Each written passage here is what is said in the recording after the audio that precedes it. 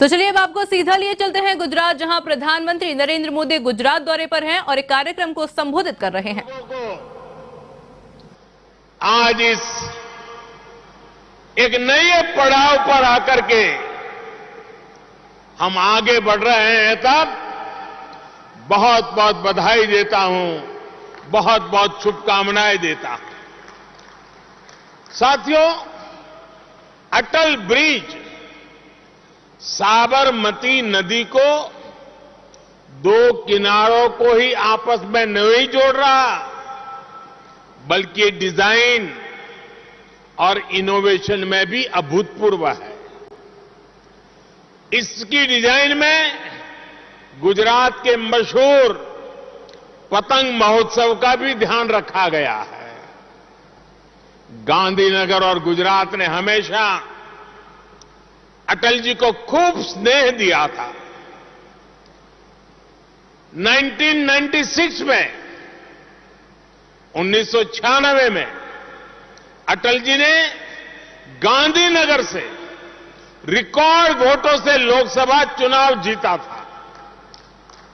ये अटल ब्रिज यहां के लोगों की तरफ से उन्हें एक भावभीनी श्रद्धांजलि भी है। साथियों, कुछ दिन पहले गुजरात सहित पूरे देश ने आजादी के 75 वर्ष पूरे होने पर बहुत उत्साह के साथ अमृत महोत्सव मनाया है।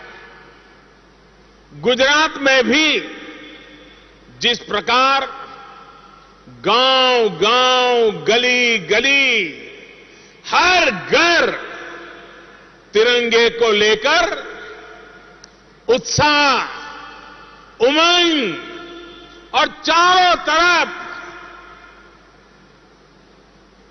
मन भी तिरंगा, तन भी तिरंगा, जन भी तिरंगा, जज्बा भी तिरंगा, उसकी तस्वीरें हम सबने देखी है। यहां जो तिरंगा रैलियां निकली, प्रभात फेरियां निकली, उनमें राष्ट्रभक्ति का ज्वार तो था ही, अमृत काल में विकसित भारत के निर्माण का संकल्प भी रहा। यही संकल्प आज यहां खादी उत्सव में भी दिख रहा है। चरखे पर सूत कातने वाले आपके हाथ भविष्य के भारत का ताना बाना बुन रहे हैं। साथियों, इतिहास साक्षी है कि खादी का एक धागा आजादी के आंदोलन की ताकत बन गया। उसने गुलामी की जंजीरों को तोड़ दिया। खादी का वही धागा विकसित भारत के प्रण को पूरा करने का, आत्मनिर्भर भारत के सपने को पूरा करने का प्रेरणा स्रोत भी बन सकता है। जैसे एक दिया, चाहे वो कितना ही छोटा क्यों ना हो, वो अंधेरे को परास्त कर देता है। वैसे ही खादी जैसी हमारी परंपरागत शक्ति भारत को नई ऊंचाई पर ले जाने की प्रेरणा भी बन सकती है। और इसलिए ये खादी उत्सव स्वतंत्रता आंदोलन के इतिहास को पुनर्जीवित करने का प्रयास है। ये खादी उत्सव भविष्य के उज्जवल भारत के संकल्प को पूरा करने की प्रेरणा है। साथियों, इस बार 15 अगस्त को लाल किले से मैंने पंच प्राणों की बात कही है। आज साबरमती के तट पर इस पुण्य प्रवाह के सामने, ये पवित्र स्थान पर मैं पंच प्राणों को फिर से दोहराना चाहता हूं। पहला, देश के सामने विराट लक्ष्य, विकसित भारत बनाने का लक्ष्य। दूसरा, गुलामी की मानसिकता का पूरी तरह त्याग। तीसरा, अपनी विरासत पर गर्व। चौथा, राष्ट्र की एकता बढ़ाने का पुरजोर प्रयास। और पांचवा, हर नागरिक का कर्तव्य। आज का ये खादी उत्सव इन पंच प्राणों का एक सुंदर प्रतिबिंब भी है। इस खादी उत्सव में एक विराट लक्ष्य, अपनी विरासत का गर्व, जनभागीदारी, अपना कर्तव्य, सब कुछ समाहित है, सबका समागम है। हमारी खादी भी गुलामी की मानसिकता की बहुत बड़ी भुक्तभोगी रही है।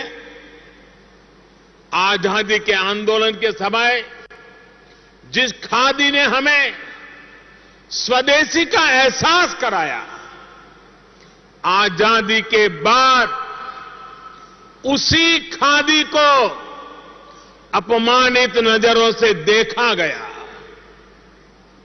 आजादी के आंदोलन के समय जिस खादी को गांधी जी ने देश का स्वाभिमान बनाया, उसी खादी को आजादी के बाद हीन भावना से भर दिया गया।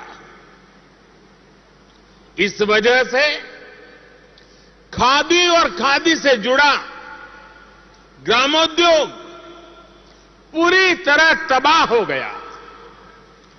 खादी की ये स्थिति विशेष रूप से गुजरात के लिए बहुत ही पीड़ादायक थी, क्योंकि गुजरात का खादी से बहुत खास रिश्ता रहा है। साथियों, मुझे खुशी है कि खादी को एक बार फिर जीवन दान देने का काम गुजरात की इस धरती ने किया है।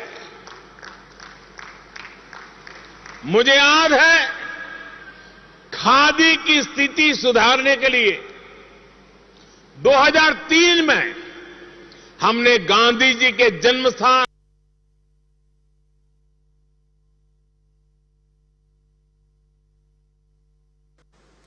तब हमने खादी फॉर नेशन के साथ साथ खादी फॉर फैशन का संकल्प लिया था। गुजरात में खादी के प्रमोशन के लिए अनेकों फैशन शो किए गए, मशहूर हस्तियों को इससे जोड़ा गया।